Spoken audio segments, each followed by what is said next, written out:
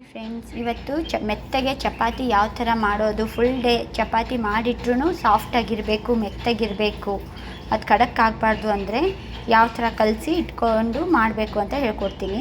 ಇದು ಜಲ್ದಿ ಹಿಡ್ದಿರೋದು ಒಂದು ಮೀಡಿಯಮ್ ಸೈಜ್ ಬೌಲಲ್ಲಿ ಆಶೀರ್ವಾದ ತೊಗೊಂಡಿದ್ದೀನಿ. ಅದಕ್ಕಿಂತ ಸ್ಮಾಲ್ ಬೌಲಲ್ಲಿ ಮೈದಾ ತೊಗೊಂಡಿದ್ದೀನಿ, ಅದನ್ನು ಜಲ್ದಿ ಹಿಡ್ದಿಟ್ಕೊಂಡಿದ್ದೀನಿ. ಒಂದು ಲೋಟ ನೀರು, ಅರ್ಧಗಿಂತ ಮುಕ್ಕಾಲು ಸ್ಪೂನು ಎಣ್ಣೆ ತೊಗೊಂಡಿದ್ದೀನಿ, ಅರ್ಧ ಸ್ಪೂನ್ ಅನಿಸುತ್ತಿದ್ದು, ಕಾಲು ಸ್ಪೂನ್ ಇಲ್ಲ, ಅರ್ಧ ಸ್ಪೂನು ಉಪ್ಪು ತೊಗೊಂಡಿದ್ದೀನಿ. ಇದನ್ನು ಇವಾಗ ನಾನು ಕಲಿಸ್ತೀನಿ. ಇವಾಗ ಇದನ್ನೆಲ್ಲ ಮಿಕ್ಸ್ ಮಾಡಿ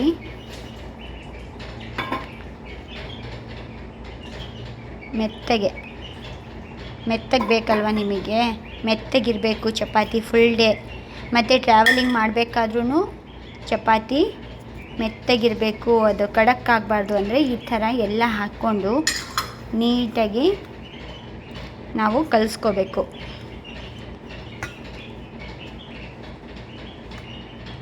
ಇದು ನೋಡಿ, ಈ ಥರ ಮಾಡಿದಾಗ ಈ ಥರ ಬರಬೇಕು, ಈ ಥರ ಉಂಡೆ ಕಟ್ದಂಗೆ ಇರಬೇಕು ಟೈಟಾಗಿ. ಓಕೆನಾ? ಈಗ ಇದನ್ನು ನೀರು ಹಾಕಿ ನಾನು ನೀಟಾಗಿ ಕಲಿಸ್ಕೋತೀನಿ.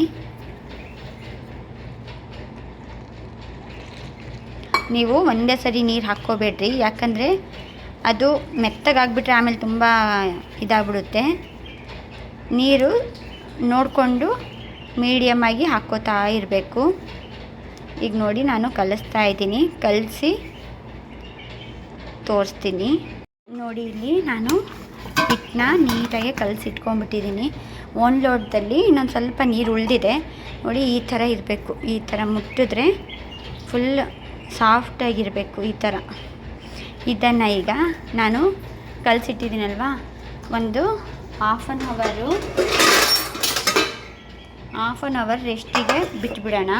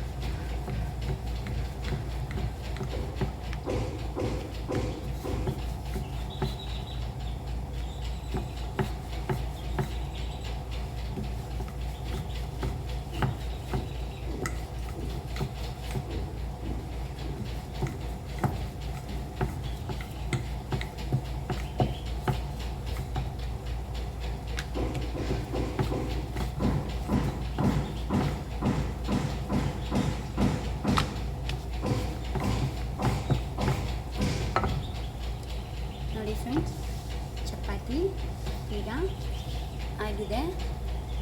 ಈಗ ನೋಡಿ ಫ್ರೆಂಡ್ಸ್, ಹಂಚು ಬಿಸಿಯಾಗಿದೆ. ಈಗ ಇದಕ್ಕೆ ಚಪಾತಿನ ಹಾಕ್ಕೊಳ್ಳೋಣ ನಾವು. ನಾನು ಇಲ್ಲಿ ಡ್ರೈ ಚಪಾತಿ ಮಾಡ್ತಿದ್ದೀನಿ. ನಿಮಗೆ ಆಯಿಲ್ ಬೇಕಂದರೆ ನೀವು ಆಯಿಲು ಆ್ಯಡ್ ಮಾಡ್ಕೋಬೋದು. ನೋಡಿ ಫ್ರೆಂಡ್ಸ್, ಆಗಿದೆ ಚಪಾತಿ.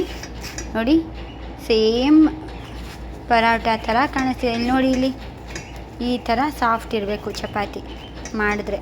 ನೋಡಿ.